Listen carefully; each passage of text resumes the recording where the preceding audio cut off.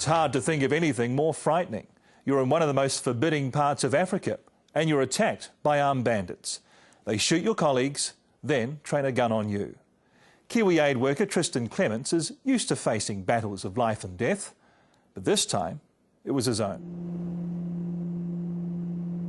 It's a brutal environment on the edge of the Sahara. Temperatures regularly soaring into the 40s.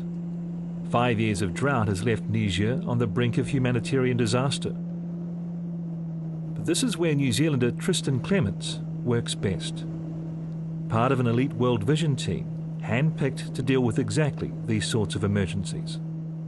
I love it. I'm passionate about it. And, you know, working in a place like this where you've got that very hands-on, very tangible benefit that's happening to people in a matter of weeks is incredibly rewarding. Yeah.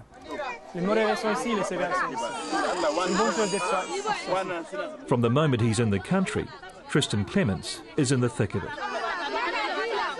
With around 10,000 new cases of severe malnutrition reported a week, there's no time to spare.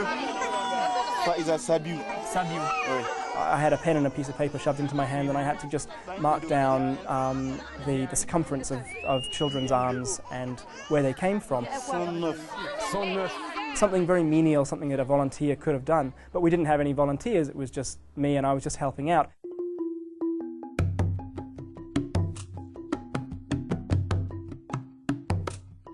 A gifted photographer, Tristan's photo blogs from places like Niger have helped raise awareness in countries often overlooked by the world's media.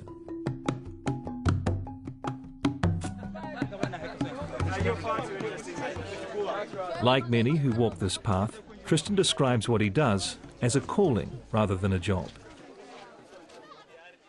Aid work is very much a family business. His father worked as a doctor for the UN, and his brother is an aid worker for Oxfam in Yemen. But even growing up around aid work couldn't have prepared Tristan for what happened 3 years ago in war-ravaged Darfur, when he was ambushed by bandits. There were two gunmen hiding in the bushes and we were in a two-vehicle convoy, and one of the gunmen off to the side of the vehicle opened fire with his machine gun and basically raked our vehicle from one end to the other at about head height through the windows as we went past. So after firing on your vehicle, what happened next? Well, the two of us in the front seat took cover. The three colleagues of mine who were in the back were all shot in the first barrage of gunfire, and so two of them were unconscious in the back and the third was pretending to be dead. At this point, the vehicle's stationary. Yes. What's going through your mind? The first thing that went through my mind was, this is it. It's really happening. It's not a drill. I knew straight away that we would come under attack, and I knew straight away that I was in a situation that was life or death. It was very clear from the first instant.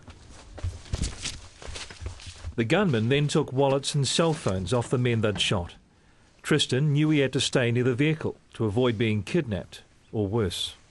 I focused very hard on just reading everything that was going on around me, and perversely I sat there and I thought to myself, if they're going to shoot me, I really hope they shoot me in the head or the chest and not in the gut, so that it's over quickly. You really thought you could be shot?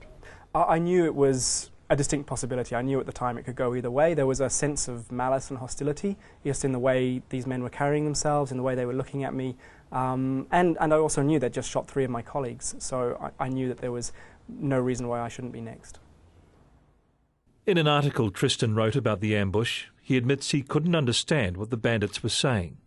It's probably just as well, as he later discovered they'd planned to kill him. So was the rifle pointed at you? The man had the rifle pointed at my chest about 10 paces away through the car window, and at that point he pulled the trigger. Then what happened? The gun just clicked.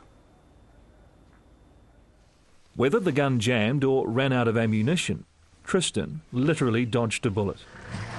As they sped away, he performed life-saving first aid on his injured colleagues before they were airlifted out of Darfur.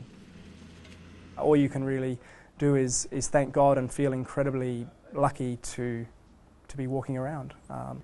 Even days and weeks on, I don't think I fully could have appreciated what it meant and what happened.